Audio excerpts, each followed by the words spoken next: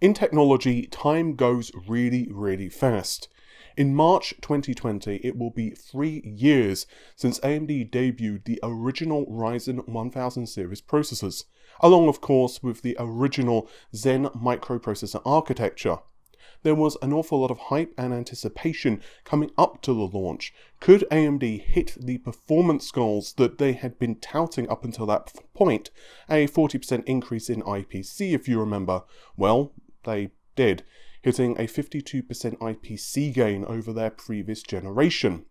But while a lot of focus comes on to the IPC and of course the increase in core count, after all they hit 8 CPU cores, doubling what Intel were offering with the 6700K and the 7700K at the time, AMD don't get enough credit, at least in my opinion, for a couple of other things.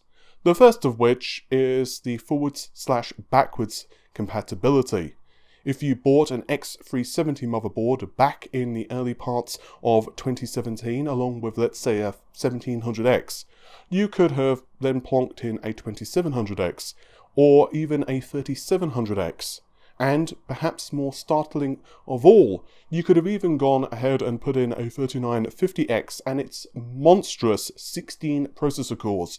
That pledge that Lisa Su and AMD made back in 2017 for the certainty of forwards and backwards compatibility until 2020 is incredibly important and instills confidence in consumers. Furthermore, and this one comes down to pure competition. Whether you're a fan of AMD or a fan of Intel, it's hard to disagree that competition has been brought back into the marketplace. And competition is one of the reasons that I'm hoping Intel managed to make a comeback in the next couple of years, because it only benefits us as customers. But with that said, my name's Paul, and in this RedGamingTech.com video, we're going to be investigating all of the Zen 3 information thus far, along with the Ryzen 4000 series.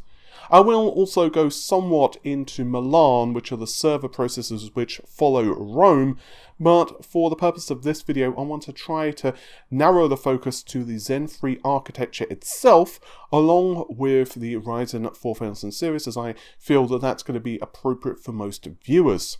This information is going to be a mixture of official statements from AMD, along with my own sources and rumours on the internet. So let's start things out with AMD's own official information for Zen 3, because, well, it's official. The first big piece of information was the now infamous leaks thanks to a video that was accidentally made public on YouTube detailing some of Zen 3's enhancements. This video was squarely aimed at folks who work for big data corporations, and there were two very interesting slides I'd like to bring to your attention, the first of which is a roadmap. Looking at this roadmap, you'll notice 64/2x.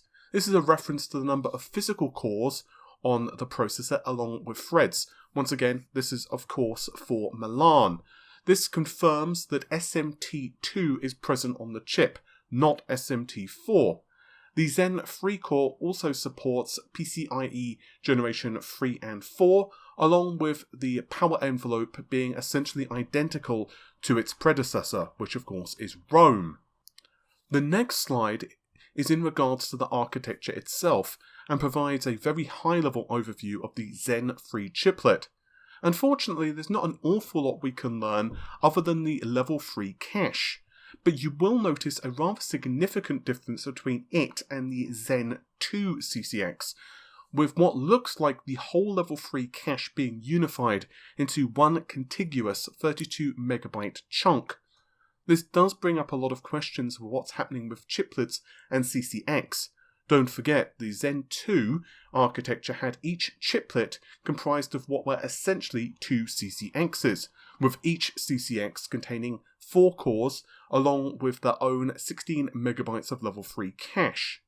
You will also notice it reads as 32 plus MB L3. This is potentially a hint that AMD could nudge the amount of level 3 cache up. Don't forget that the physical size level 3 cache takes up on current chiplets for Zen 2 is not insignificant, with the physical area of level 3 cache actually being larger than the space used up for CPU cores. AMD's own employees have provided several statements in regards to the performance of Zen 3, and have said that it will be in line with a completely new architecture, not some small enhancement, such as we saw with Zen to Zen Plus. Indeed, the Street managed to snag an interview with Forrest Norrod, and they said the following.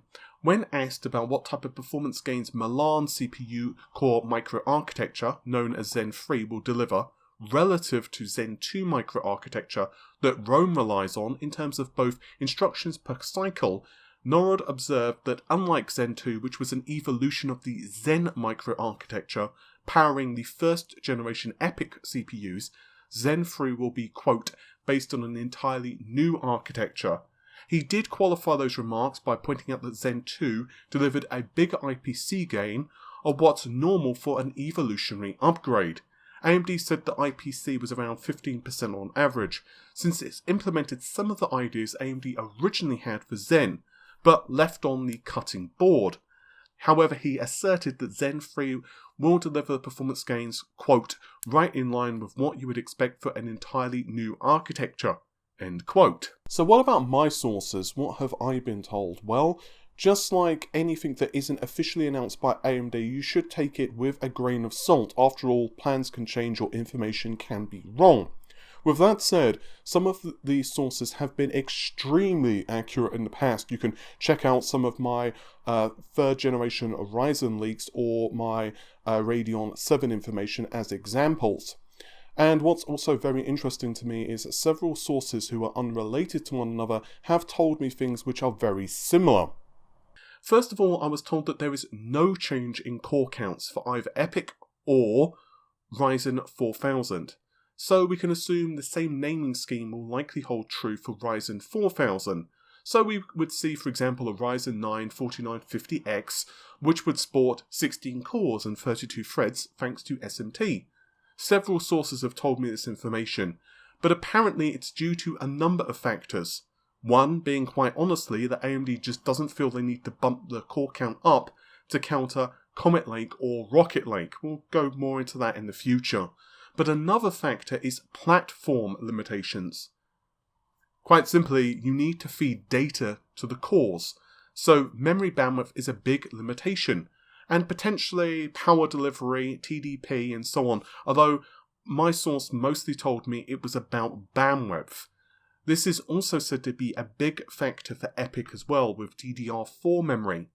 One way around that with Epyc would be to use HBM2 or similar, and there have been some leaks that Milan will use up to 15 dies per chip. Charlie over at Semi-Accurate was a proponent of this, but from everything that I've been told from several sources, this is not the case. Indeed, to back this up, there's a leaked roadmap which has been doing the rounds on the internet the last couple of days. I first saw it from user Satanium2 on Twitter. There's a couple of very interesting things we can see for both Milan and Pro 4000 series for Ryzen. For Milan, it of course confirms the same socket, SP3, PCIe 4, 120 to 225 watts. So this is basically identical to the previous Epyc 7000 series roadmap. But most critically, we also see 9 times MCM and also 8 core per CCX, and this is also backed up by the Ryzen Pro 4000 series Vermeer, where it reads AM4, PCIe 4, DDR4, Zen 3, N7 Plus, chiplet design, unsurprising, and also 8 cores per CCX. This seems to reinforce what we're learning about the level 3 cache and how rather than being bifurcated into two 16 megabyte chunks, it's now unified to one 32 megabyte chunk, and it also seems like the entire CCX itself has been unified.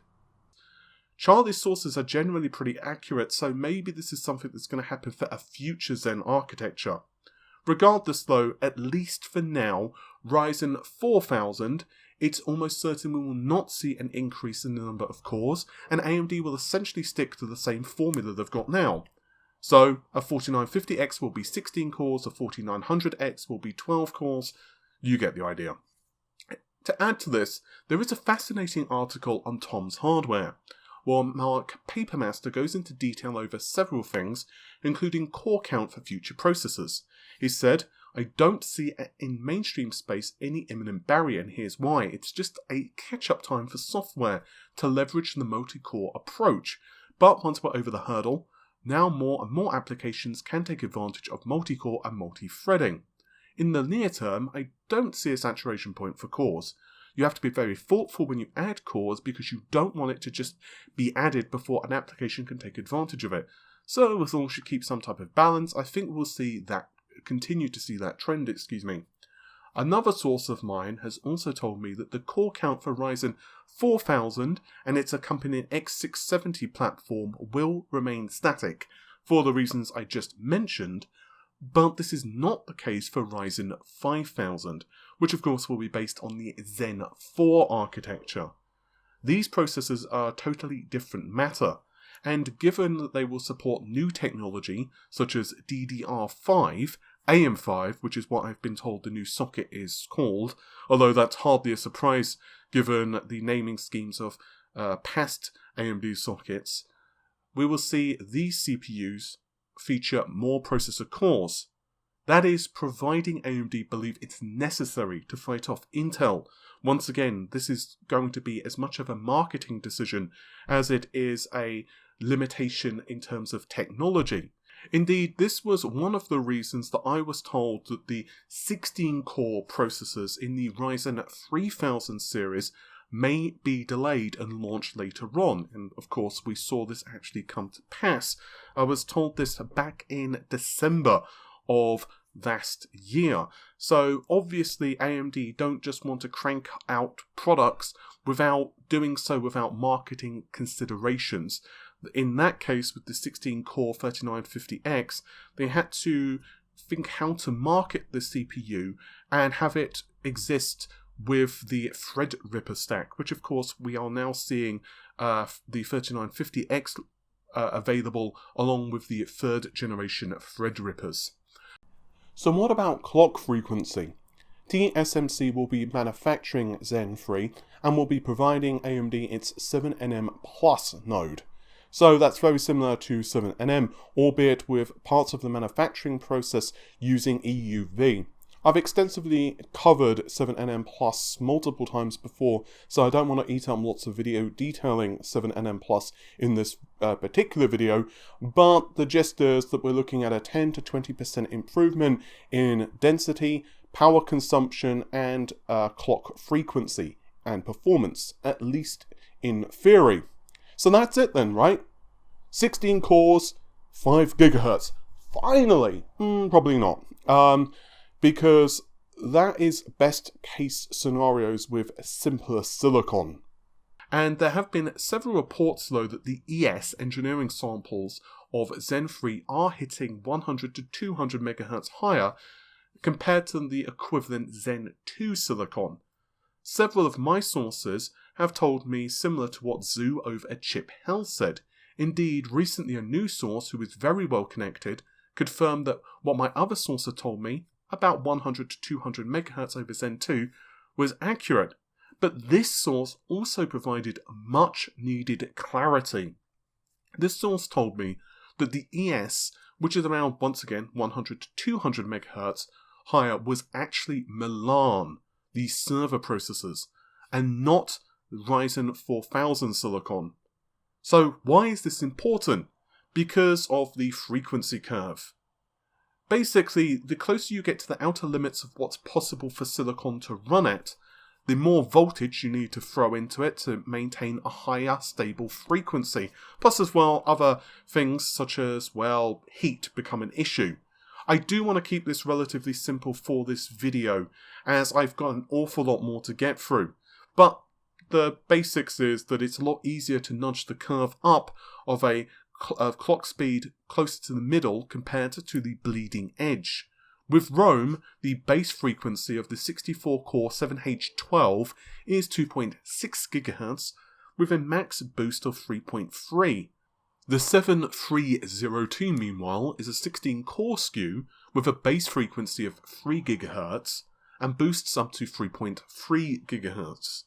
Of course, these SKUs are running at much lower clock speeds than compared to, let's say, a Ryzen 9 3950X, which once again has 16 cores, but has a 3.5 GHz base clock and a 4.7 GHz boost clock. So Milan is most likely going to have a 100 to 200 MHz increase in clock speeds, but Ryzen probably won't achieve this. I was told it's not impossible though to see a clock speed bump for Ryzen 4000, but I would suggest you taper your expectations. We're likely going to see SKUs say roughly the same clock frequency, probably 50 MHz to 100 MHz higher compared to their Ryzen 3000 counterparts at best. So what about IPC? Instructions per clock is as important as clock frequency. After all, while 5 GHz is a very important number, it sounds awesome in terms of PR statements, but also, let's just be honest, 16 cores running at 5 GHz would be incredibly tantalizing. Let's just be honest with ourselves. But instructions per clock is the efficiency of a processor. How much work can it get done per processor cycle? Unfortunately, that measurement is very difficult because it depends on the workload that you're discussing. Are we referring to single core performance? Are we referring to multi-threading? Are we referring to integer performance? Are we referring to floating point performance, games, latency sensitivity of an application, and so on and so on? Yes, there are some industry standards out there, but those standards may not be applicable necessarily to your workloads. With all of that said, I have received several sources, a couple of which have been very reliable in the past, which have told me IPC information. The first of which is what I reported in early of October this year. A source backed up information from the Chinese forum Chip Hell, and not only confirmed the 100 to 200 MHz faster ES speeds, which I mentioned a moment ago, they also confirmed that the IPC gains for Zen 3 were, quote, greater than 8%, end quote. All was kind of quiet until Bits and Chips on Twitter provided me some information. He told me that Zen 3 performance was closer to 15 to 17% on average, but also floating point performance was significantly faster. I'll get more into that in a moment. But most recently, two new sources who are unrelated to him and to each other have provided much more clarification to the IPC gains. The gist is that the integer performance of Zen 3 is on average 10 to 12% faster than Zen 2, but floating point performance was up to 50% faster. On average workloads though, this would translate into about a 17% increase in performance compared to Zen 2. In theory, this would mean that if you compare Zen 3 to the original Zen architecture, you would probably see around a 30 to 40% IPC gain, which is quite frankly incredibly impressive, although of course the usual caveats of it depends on the workload. The improvements to floating point performance would also continue what AMD had been starting with Zen 2, drastically increasing the floating point throughput, because obviously floating point operations are very critical to servers. Unfortunately though, what's exactly been changed in Zen 3 processors is still kind of a mystery. Bits and Chips has also told me that there's a 40% increase in bandwidth to level 1 cache for Zen 3, and I was also told that possibly see an increase in level 3 cache size by, quote, at least 50%. Another source told me very similar, and I was also told that Zen 3 is significantly enhanced in terms of latency across the chip, potentially with some improvements on the I/O die, but unfortunately I don't have solid information to what that is. So, what about a summary of Zen 3? Zen 3 is backwards compatible with the current platforms, so we'll still use DDR4 and PCIe 3, retaining the same core counts as the previous generation. IPC gains are 10 to 12% for integer, 50% for floating point, but average works out to be about 17%. Clock speeds, likely 50 to 100 MHz for Ryzen at best, though Epyc, Milan, might be 200 MHz. A less solid source has also told me that there are improvements to the boost algorithms for Ryzen 4000. I'm uncertain about Epyc, but I don't have any details other than that, so potentially we will see a higher boost clock maintained for more cores, although once again I'm not reporting that with a great deal of certainty because it was mentioned in passing by a less reliable source. Level 3 cache is unified for the Zen 3 CCX and potentially much larger. Level 1 cache is about 40% faster in terms of memory bandwidth compared to Zen 2. TDP appears to be pretty much identical compared to the current generation of products, not very surprising. It does retain SMT2 support. There are general architecture improvements, many of which have not been leaked or disclosed as yet. It is AVX 256 and not 512 that this processor supports. The platform is X670. Details of the platform are sketchy at best right now. The release date is Q4 2020. So what about the final stuff then? Well, the Ryzen 5000 series can likely increase the core count, as I've just mentioned, and will sport new shiny technologies such as DDR5. But the big rumour that has persisted before Zen 2 even launched was SMT4 being included in some future Zen architecture. Indeed, there were several reports it was a shoo-in for Zen 3, and of course, well, that wasn't really the case, was it? So does that mean it's never going to happen? Mark Papermaster, in the same interview with Tom's Hardware, did speak about SMT4, briefly anyway, and honestly his answers were pretty vague. In general, you have to look at simultaneous multi-threading, SMT. There are applications out there which can benefit from it, and there are applications that can't. Just look at the PC space today. Many people don't even enable SMT. Many people do. SMT4 clearly are some workloads which benefit from it, and there are many workloads which wouldn't even be deployed. It's been around in the industry for a while, it's not a new technology concept at all. It's been deployed in servers, certain server vendors have had it for some time. Really it's just a matter of when certain workloads can take advantage of it. I'm sure you'll all agree that that's a very specific answer, and certainly clarifies things extensively for us. In reality, it's a, non-answer, but you can't really expect him to say, yeah, this particular architecture is going to support it, and give complete details. What my sources have told me is that, AMD are looking into SMT4. Two sources have confirmed that for me, but there's been no specific information I've been provided regarding AMD's conclusion of whether SMT4 will be included in any version of Zen. SMT4 isn't an automatic win for applications, as Mark Papermaster himself pointed out just a moment ago. The architecture itself would need to benefit from additional cache and other resources to make it viable, and there are heat concerns as well depending on how it's implemented. Honestly, for gamers, the average home user, SMT4 is likely not going to be any benefit at all. I do suspect games will become more CPU dependent in a few years because of the next generation consoles. Do keep an eye out for an upcoming analysis soon for the PS5 and Xbox Scarlet, as there's been a lot of developments on those systems. But in the here and the now, we have shown in our recent core count API testing article and video that most AAA games don't do an amazing job leveraging tons of threads, even with Vulkan or DirectX 12.